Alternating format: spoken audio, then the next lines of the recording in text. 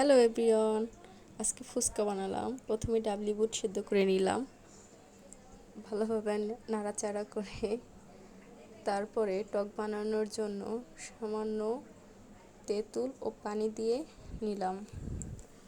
পরে মেখে তেঁতুলের বিচিগুলো উঠিয়ে ফেললাম চিপড়িয়ে চিপড়িয়ে। তারপরে সেই টকের ভিতরে লেবুর স্লাইস দিলাম,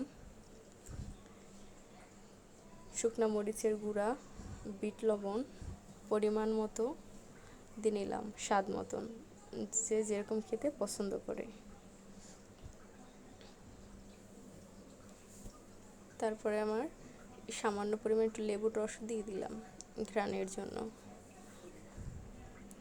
তারপর টক বানানো হয়ে গেল। টকটা অনেক লোভনীয় লাগতেছে। তারপরে ফুচকা নিয়ে নিলাম।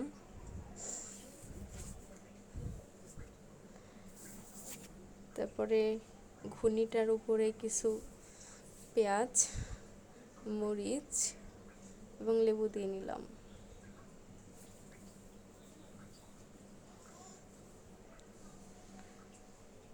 স্বাদ মতন মরিচ দিয়ে নিলাম।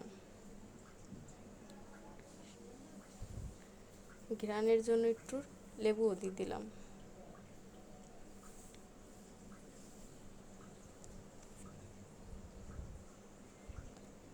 এখনই হয়ে গেল ফুচকার জন্য ঘুগনিটা তৈরি হয়ে গেল। এখন খাবার পালা।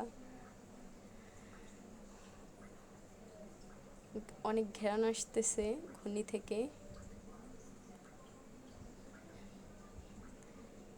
ফুচকাটা রেডি করতেছি।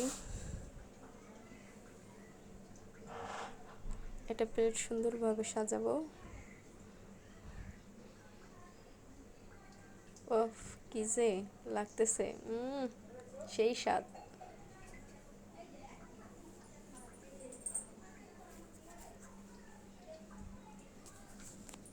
ফুচকা যতই খাই না কেন মন ভরে না।